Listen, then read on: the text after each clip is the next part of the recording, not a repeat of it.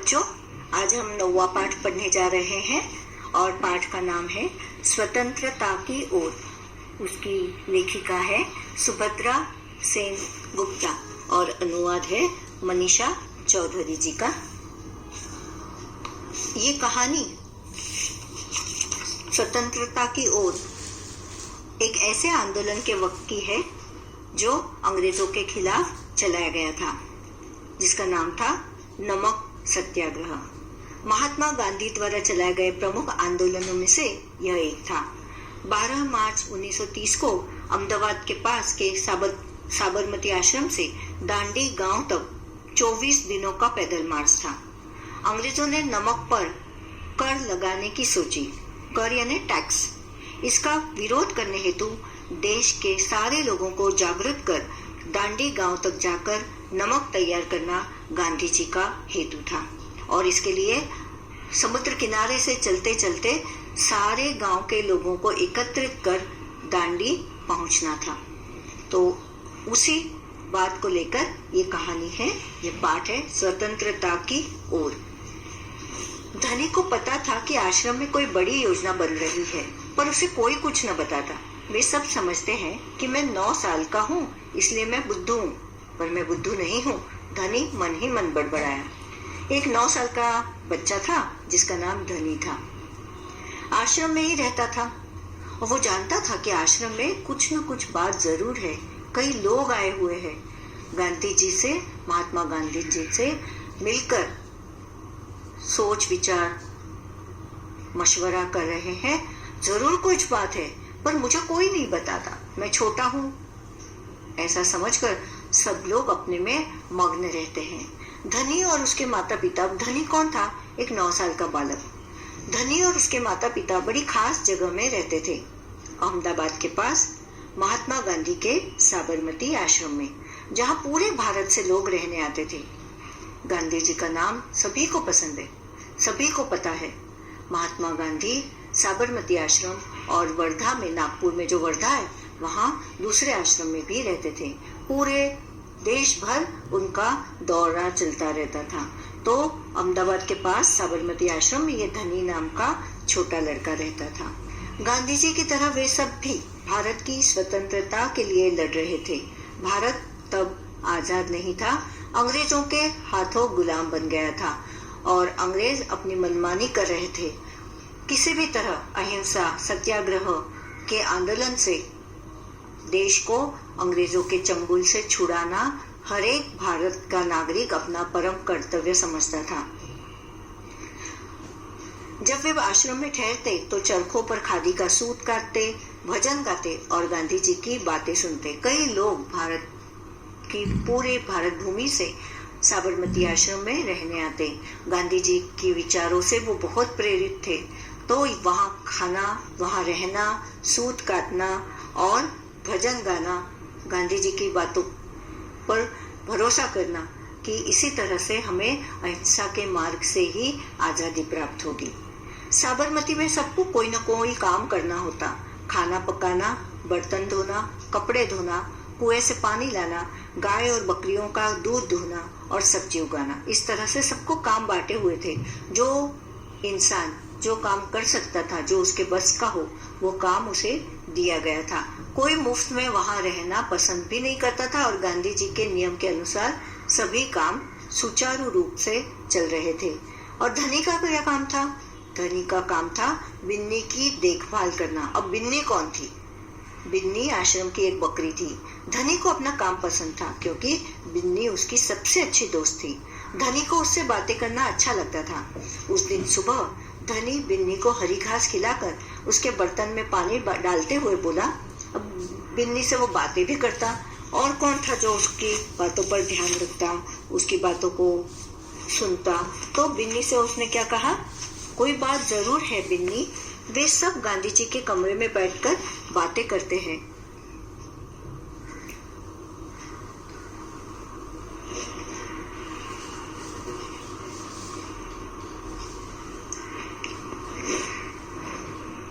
कोई योजना बनाई जा रही है, मैं सब समझता हूँ।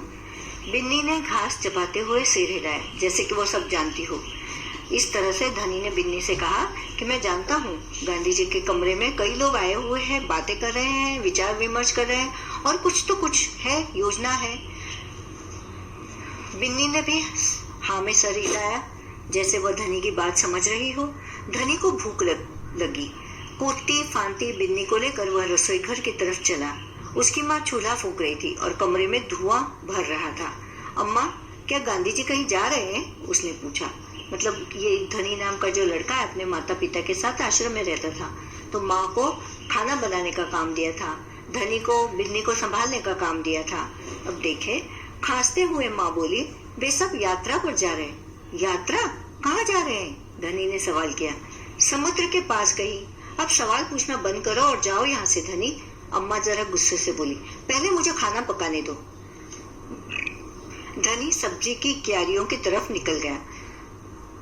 आश्रम के लिए जरूरत की सब्जियां, अनाज, फल वहीं पे उगाए जाते थे और उन्हीं का इस्तेमाल आश्रम के रोज के खाने में होता था। स्वयं स्वावलंबन जिसको कहते हैं, वो बात आश्रम में पूरी तरह से होती रहती, इसलिए जो सब्जियां वहां लगाई जाती वही खाने में इस्तेमाल होती। धनी सब्जी की क्यारियों की तरफ निकल गया जहां बूढ़ा बिंदा आलू खोद रहा था।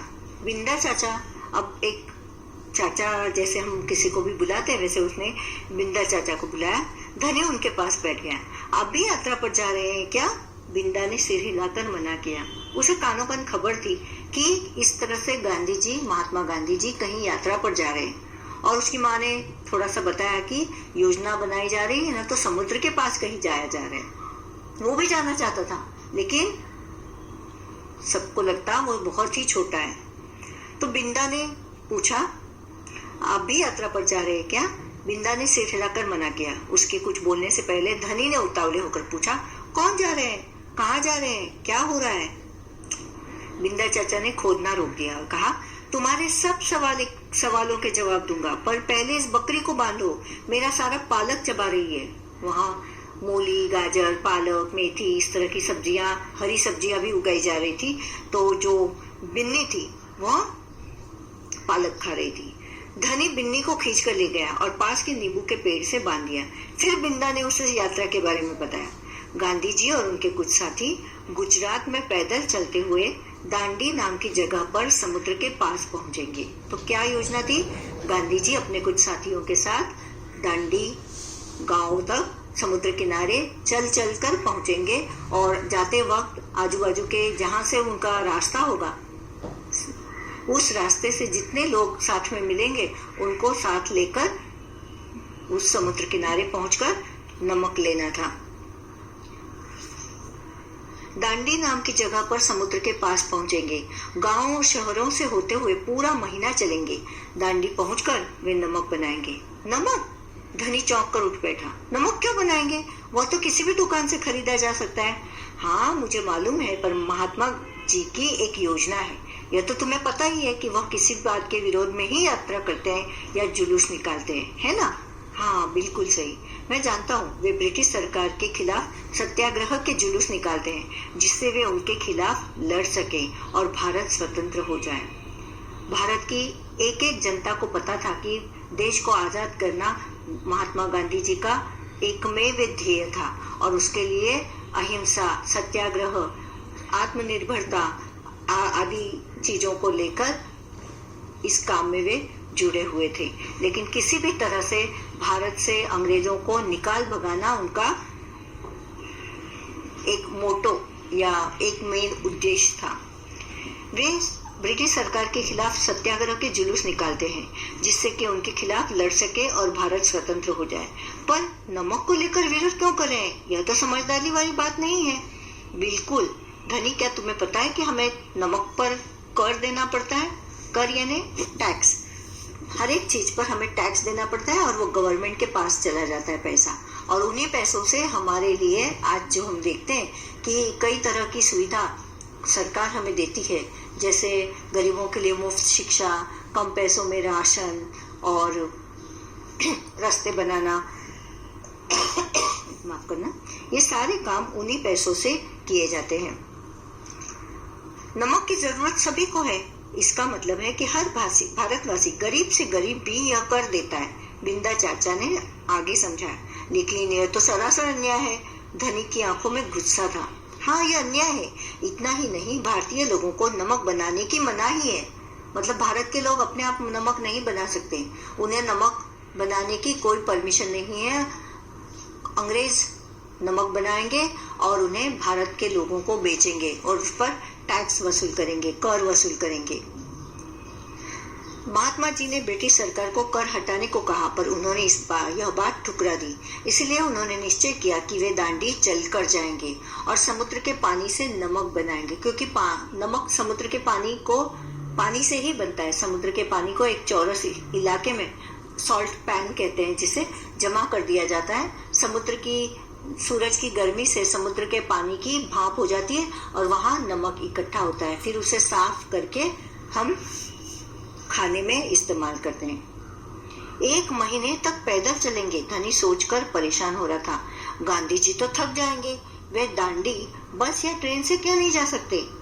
क्योंकि यदि वे इस लंबी यात्रा पर दांडी तक पैदल जाएंगे तो यह खबर फैलेगी। तो उसके पीछे इरादा क्या था उनका कि ये खबर चारों तरफ फैलनी चाहिए। नमक पर हमें टैक्स नहीं देना है, ये अन्याय है। समुद्र हमारा है, सूरज हमारा है और ये नेचुरल है, नैसर्गिक जिसे कहा जाता है। और इस तरह से हम वो पैसा ब्रिटिश सरकार को नहीं देंगे। तो ये बात लोगों को पता चले, इसलिए वो दांडी तक बस या ट्रेन से नहीं जा सकते, नहीं जाएंगे। ये चलते चलते लोगों को अपने साथ मिलाकर दांडी तक पहुंचाएंगे।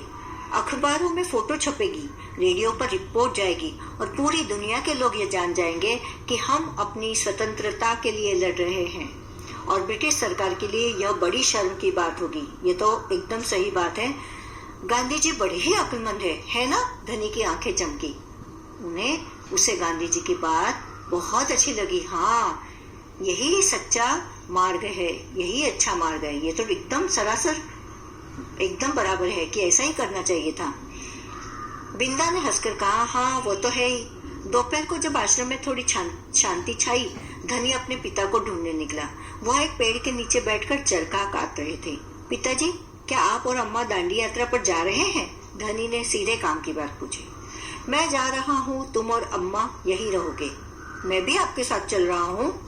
धनी चाहता था कि वो भी इस दांडी यात्रा में शामिल हो। स्वतंत्रता के लिए जो कुछ करना है मैं भी करूंगा। मैं छोटा नहीं हूँ, मैं भी तुम्हारी तरह दूर दूर तक चल सकता हूँ। इसका उसे पूरा भरोसा था कि बड़े लोगों की तरह वह भी चल सकता है। मैं भी आपके साथ चल रहा हूँ। बेकार की बात मत करो धनी, तुम इतना लंबा नहीं चल पाओगे। आश्रम के नौजवान ही जा रहे हैं। धनी ने हट पकड़ ली। हट? जिद? मैं 9 साल का हूँ और आपसे तेज दौड़ सकता हूँ।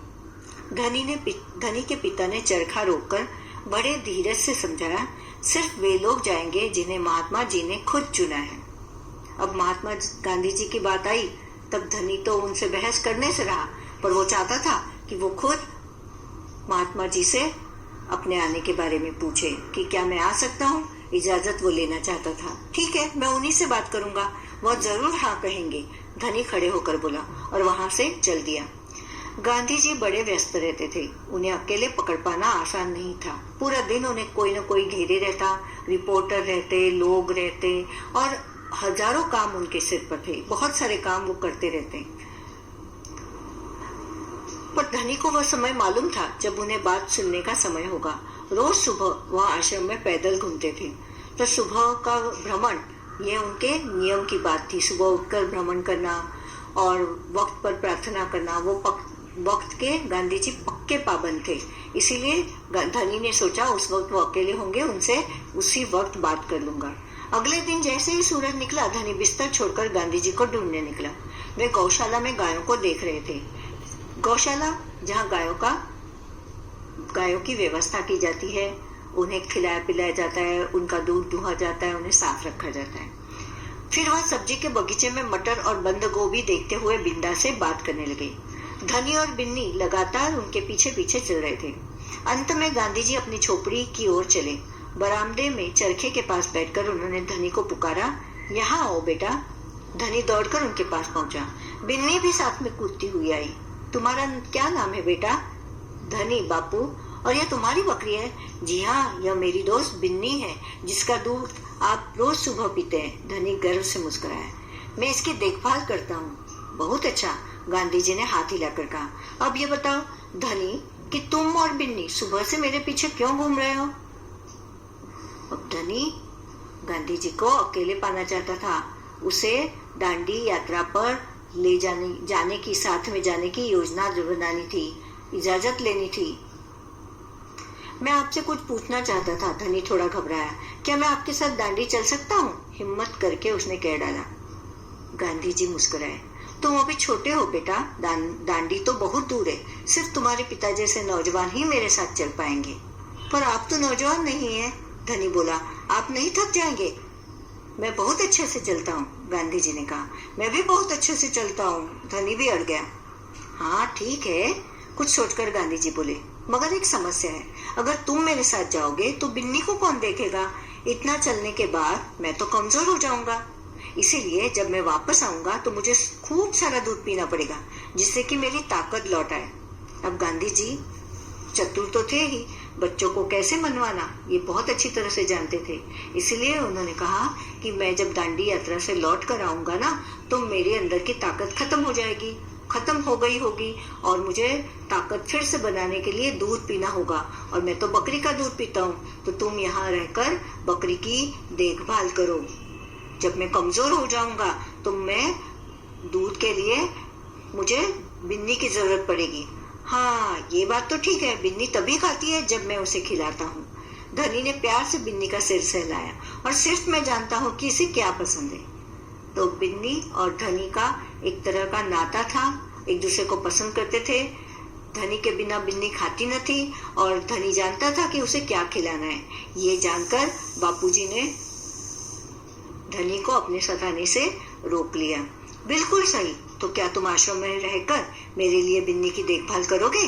गांधी जी प्यार से बोले। जी हाँ करूंगा, धनी बोला। बिन्नी और मैं आपका इंतजार करेंगे। इस तरह से एक छोटे से बच्चे की ये कहानी है, जो स्वतंत्रता संग्राम में अपना योगदान देना चाहता था। और बापू ने किस तरह बड़े प्यार से उसे समझाया कि हर एक इंसान का छोटे से छोटा कार्य ही स्वतंत्रता के कार्य में बड़ा योगदान हो सकता है। बच्चों, कैसी लगी ये कहानी? प्यारे बापू, इस कहानी को पढ़कर तुम्हें बापू के बारे में कई बातें पता चली होगी। उनमें से कोई 3 बातें यहाँ लिखो। जैसे कि हम जानते हैं, बापूजी को महात्मा, राष्ट्रपिता के नाम से सारे संसार में जाना जाता है। तो उनके बारे में 3 बातें कि वे वक्त के पाबंद थे, अन्याय के खिलाफ अहिंसा के मार्ग पर चलने का उन्होंने ऐलान किया था, और तीसरा, रोज सुबह आश्रम में टहलते थे और उसके बाद चरखा काटते थे। धनी की माँ चूल्हा फूंक रही थी। धनी की माँ खाना पकाने के लिए चूल्हे का इस्तेमाल करती थी। नीचे कुछ चित्र बने हैं, इनके नाम पता करो और लिखो। पहला है गैस स्टोव। पूछा है कि इनमें कौन कौन से ईंधन का इस्तेमाल किया जाता है। स्टोव में मिट्टी का तेल इस्तेमाल होता है, जिसे केरोसिन या रॉकेल कहा जाता है। फिर दूसरे है चूल्हा। चूल्हे में लकड़ी जलाई जाती है, या उपले यानी गोबर गैस के जो उपले बनाए जाते हैं उसका इस्तेमाल होता है। तीसरा है गैस सिलेंडर, उसमें गैस का इस्तेमाल होता है, एलपीजी गैस का इस्तेमाल होता है। चौथा है कोयले की सिगड़ी है, जिसमें कोयले का इस्तेमाल होता है। हमारे घर में, तुम्हारे घर में खाना पकाने के लिए इनमें से किसका इस्तेमाल होता है? मेरे घर में गैस का इस्तेमाल होता है। कहानी से आगे नीचे कहानी में आए कुछ शब्द लिखे हैं। कक्षा में 4-4 के समूह में एक एक चीज के बारे में पता करो, और वो 4 शब्द हैं स्वतंत्रता, सत्याग्रह, खादी, चरखा। स्वतंत्रता, अंग्रेजों से मुक्ति पाने हेतु सभी ने मिलकर स्वतंत्रता आंदोलन चलाया। अपने देश के शासन में किसी और की हुकूमत को बर्दाश्त न करना ही स्वतंत्रता है। सत्याग्रह, सत्य के लिए आग्रह ही सत्याग्रह। खादी, हर एक गांव को आत्मनिर्भर बनाने के लिए चरखे पर काटे गए धागे से कपड़ा बुनना खादी का कपड़ा है। चरखा, आजादी की जंग में काम आया एक महान साधन, सूत काटने का लकड़ी का उपकरण। आगे की कहानी। गांधी जी ने धनी से कहा, क्या तुम आश्रम में ही रहकर मेरे लिए बिन्नी की देखभाल करोगे? जब गांधी जी दांडी यात्रा से लौटे होंगे तब आश्रम में क्या क्या हुआ होगा, आगे की कहानी सोचकर लिखो। जब गांधी जी दांडी यात्रा से लौटे होंगे सभी ने उनका भव्य स्वागत किया होगा। दांडी यात्रा कामयाब होने की खुशी में चारों तरफ हर्ष का माहौल था। धनी बिन्नी की देखभाल। धनी ने गांधी जी से सुबह के समय बात करना क्यों ठीक समझा होगा। गांधी जी वक्त के पाबंद थे। वे आश्रम में सुबह पैदल घूमते। इस समय उनसे मिला जा सकता था। पूरे दिन में कई लोग, नेता उन्हें घिरे रहते। तो यही एक वक्त था जिस वक्त धनी ने उनसे बातचीत करना ठीक समझा। धनी बिन्नी की देखभाल कैसे करता था। धनी के पास एक बकरी थी जिसका नाम बिन्नी था। वह बिन्नी को हरी हरी घास खिलाता, पानी पिलाता, उसे आश्रम में घुमाता, उससे बातें करता। इस तरह बड़े प्यार से उसकी देखभाल करता। धनी को यह कैसे महसूस हुआ होगा कि आश्रम में कोई योजना बनाई जा रही है। धनी 9 साल का बच्चा अपने माता पिता के साथ साबरमती आश्रम में रहता था। बिन्नी छोटा था, धनी छोटा था पर अक्लमंद। कई लोग जमकर गांधी जी के कमरे में बैठकर सलाह मशवरा कर रहे हैं, बातें कर रहे हैं। ये देखकर उसे पता चला कि कोई योजना बनाई जा रही है। कहानी और तुम। धनी यात्रा पर जाने के लिए उत्सुक क्यों था। धनी यात्रा पर जाने को उत्सुक था क्योंकि वह जानता था आजादी की जंग का, क्योंकि वह जमाना भी था आजादी की जंग का। हर एक छोटा बड़ा, ग्रामीण या शहरी, स्त्री या पुरुष इस स्वतंत्रता आंदोलन में अपना योगदान देना चाहता था। अगर तुम धनी की जगह होते, क्या तुम भी यात्रा पर जाने की जिद करते।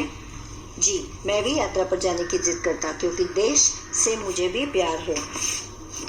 गांधी जी ने धनी को न जाने के लिए कैसे समझाया।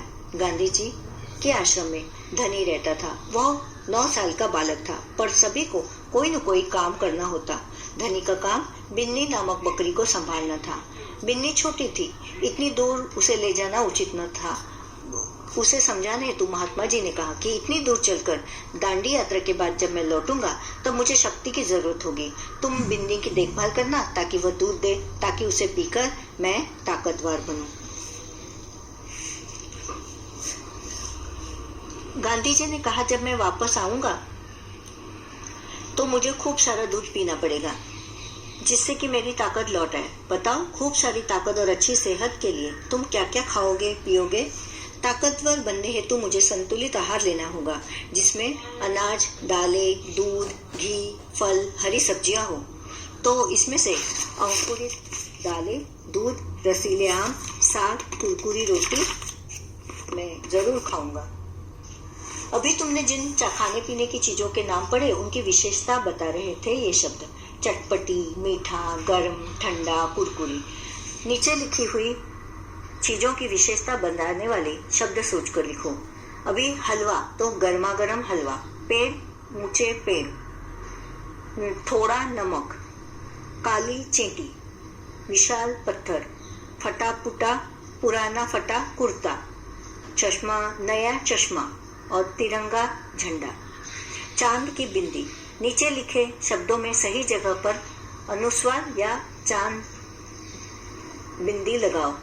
अभी धुआं में आ पर, कुआं में कुआ आ पर, फूंक में पहला वाला शब्द है फू उस पर, कहाँ में हा में चंद्र बिंदु।